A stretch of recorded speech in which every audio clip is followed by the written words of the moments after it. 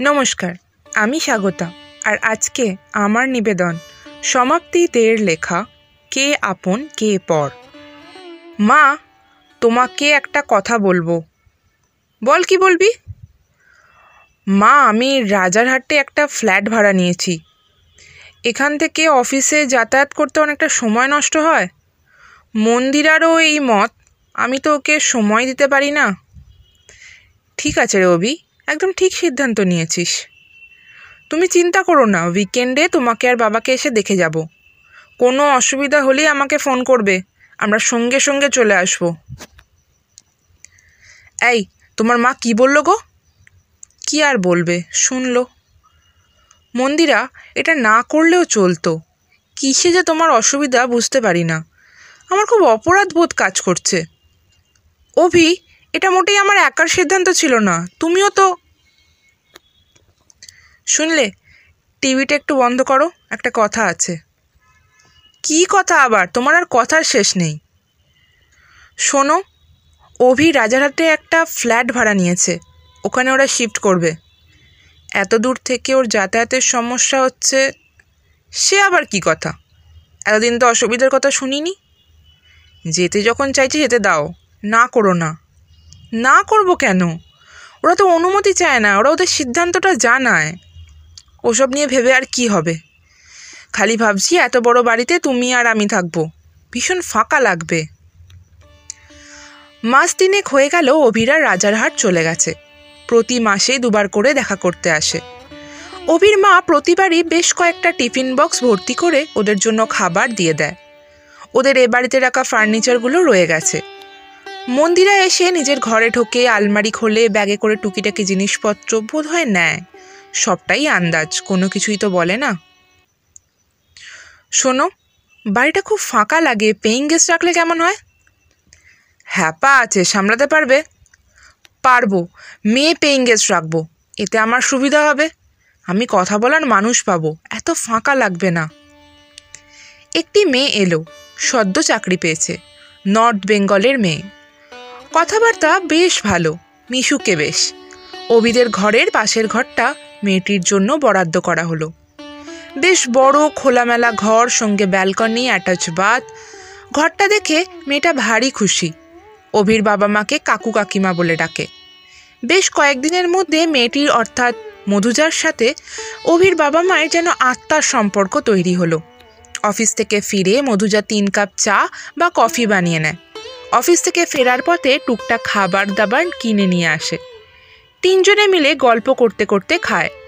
অভির মা রান্নার লোককে দিয়ে মধুজার পছন্দের রান্না করিয়ে রাখে, নিজের হাতে যত্ন করে খাবার বেড়ে দেয়।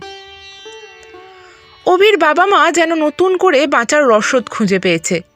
মধুজা বলেছে পুজোর ছুটিতে কাকু কাকিমাকে ওদের বাড়িতে নিয়ে যাবে, ওখান থেকে দার্জিলিংয়ে যাবে। শনিবার দুপুরে মধুজা বলল, কাকিমা, আমি অনলাইনে সিনেমার টিকিট কেটেছি, বিকেলে আমরা 3 জনে যাব, তোমরা তৈরি হয়ে নিও। আমি আজকাল ভালো মতো চলাফেরা করতে পারি না রে। ওসব নিয়ে তোমায় ভাবতে হবে না, আমি তো আছি, কোনো অসুবিধা হবে না। বিকেলে 3 জনেই রেডি। মধুজা একটা ক্যাব বুক করে নিল। 3 জনে মিলে মাল্টিপ্লেক্সে ঢুকে গেল। মধুজা যত্ন করে কাকিমার হাত ধরে নিয়ে গেল। সিনেমা দেখে বেরিয়ে আবার ক্যাবে করে বাড়ি ফিরে আসা। অনেক দিন পর অভির মা বাড়ি থেকে বেরিয়ে সিনেমা দেখল। খুব ভালো লেগেছে। অনেক দিন পর যেন মনটা খুব ফুরফুরে লাগছে।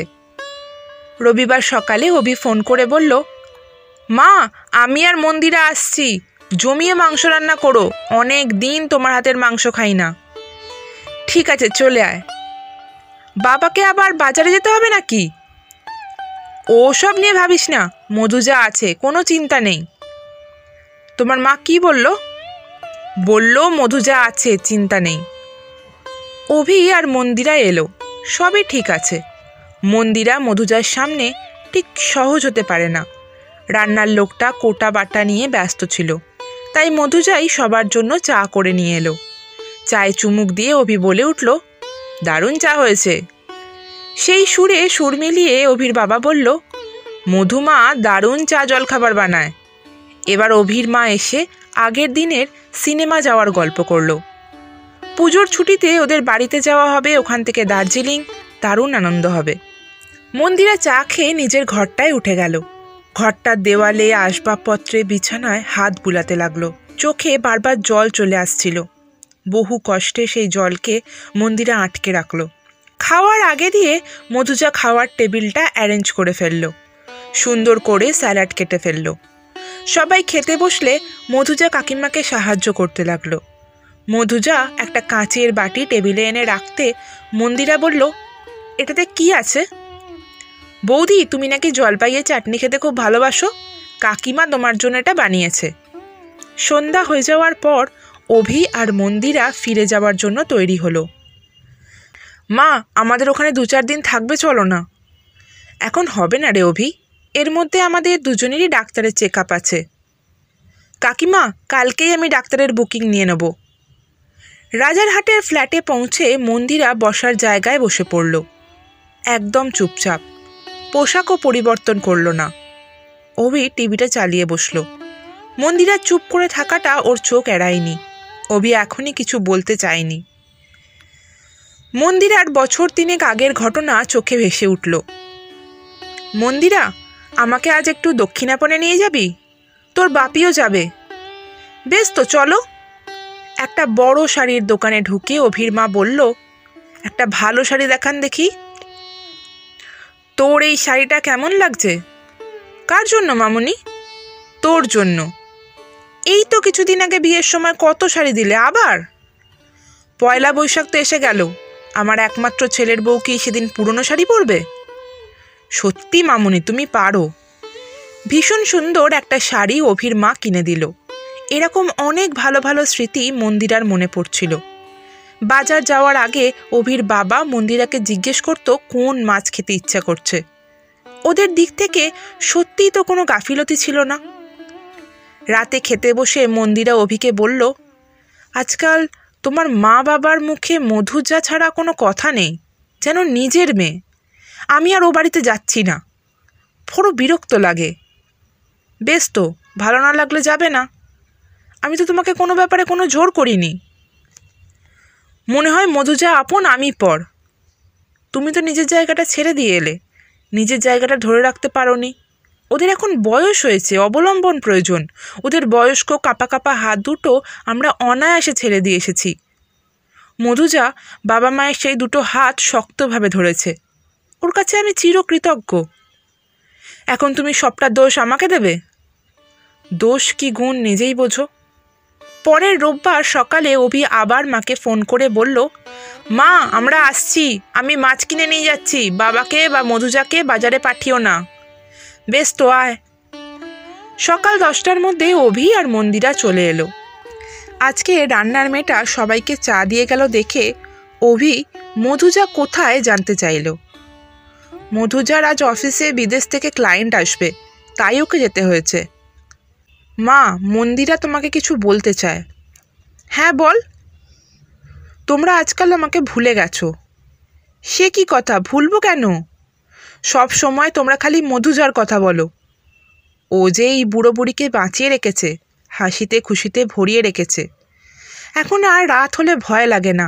আমরা জানি অসুস্থ হলে ও আমাদের ঠিক ব্যবস্থা করবে। তুই তো মা, নিজের ঘর বাড়ি সব অনায়াসে ছেড়ে দিয়ে চলে গেলি। একবারও ভাবলি না অভি আমাদের একমাত্র সন্তান, তুই আমার একমাত্র ছেলের বউ। আমি তোমাদের কাছে ফিরে আসতে চাই, তোমরা রাজি তো? অরাজি হব কেন? এটা তোর নিজের বাড়ি। তবে মধুজা যেমন আছে তেমনই থাকবে। তোরা ফিরে আসবি বলে ওর সাথে আমি স্বার্থপরের মতো ব্যবহার করতে পারবো না। মন্দিরা খানিকক্ষণ চুপ করে রইল। সামনের মাসে প্রথম রবিবার অভি আর মন্দিরা বাড়ি ফিরে আসবে। সোমবার সকালে অফিসে যাওয়ার জন্য মধুজা খেতে বসেছে। অভির মা খুব যত্ন করে খাবার বেড়ে দিচ্ছে। খেতে খেতে এই সময় দুজনে টুকটাক কথা বলে। অভির বাবা খাওয়ার টেবিলে এসে বলল, মধুজা, তোর মনে আছে তো? হ্যাঁ কাকু, আমি আজ সব ওষুধ নিয়ে আসবো, তুমি একদম ভেবো না। আর আজ সকালেই সুগার মাপার ছেলেটাকে ফোন করে দিয়েছি, ও বুধবার রক্ত নিতে আসবে। মধু, তোকে একটা কথাই বলা হয়নি। কি কথা কাকিমা? জানিস তো কাল অভি আর মন্দিরা এসেছিল। হ্যাঁ, রাতে বললে তো। তুই তো কাল টায়ার্ড ছিলিস, তাড়াতাড়ি ঘুমিয়ে পড়লি। একটু রাতের দিকে ওরা ফোন করেছিল। ওদের শরীর ঠিক আছে তো? হ্যাঁ রে, ওরা জানালো সামনের মাসে প্রথম রবিবার বাড়িতে ফিরে আসছে। একটা কথা বলি, তুই কিন্তু যেমন আসিস তেমনই থাকবি। কাকিমা, তোমাদের একটা কথা বলা হয়নি। আমি অফিসের কাজেই একটা ছোট ফ্ল্যাট ভাড়া নিচ্ছি। সামনের মাসে হয়তো শিফট করব। কেন রে? আসলে বাবা মা তাহলে মাঝে মাঝে এসে থাকতে পারবে আমার কাছে। ওদেরও খুব খারাপ লাগে একা থাকতে। আমি সবসময় তোমাদের খোঁজ খবর রাখবো, তোমাদের সাথে এসে দেখা করে যাব। তোর বাবা মা এখানে এসে থাকতেই পারেন, ঘর তো রয়েছে। বাবা মা সেটা ঠিক লাগবে না। রবিবার সকালে অভি আর মন্দিরা জিনিসপত্র নিয়ে বাড়িতে ফিরে এলো। সারাদিন ওদের সাথে হই হই করে মধুজা কাটালো। সারাদিন কাকিমার হাতে হাতে সাহায্য করলো। বিকেলবেলায় মধুজা ওর জিনিসপত্র নিয়ে রেডি, ক্যাব বুক করেছে। এলেই এই বাড়ি ছেড়ে বেরিয়ে যাবে। কাকিমা আর তার আদরের মধু দুজনকে জড়িয়ে ধরে কাঁদতে লাগলো। কাকিমা, মন খারাপ করো না, আমি তো এই শহরেই থাকবো। তুমি যখন ডাকবে আমি ঠিক চলে আসবো। অভি বলল, শোন, আমার তো কোনো বোন ছিল না, এখন থেকে তুই আমার বোন। মন্দিরাও কিছু বলতে যাচ্ছিল, ঠিক সেই সময় ক্যাবটা চলে আসে। মধুজা রওনা দিল। সমাপ্ত। কেমন লাগলো আজকের এই গল্পটা? ভালো লেগে থাকলে অবশ্যই জানাবেন, আর লাইক করবেন, কমেন্ট করবেন, শেয়ার করবেন, আর চ্যানেলটাকে সাবস্ক্রাইব করবেন এরকম আরও নানান গল্প পাওয়ার জন্য। সাবস্ক্রাইব করে বেল নোটিফিকেশনে অল ক্লিক করে রাখবেন, যাতে এরকম গল্প আরও দিলে আপনার কাছে প্রথমেই নোটিফিকেশনে চলে আসে। ধন্যবাদ।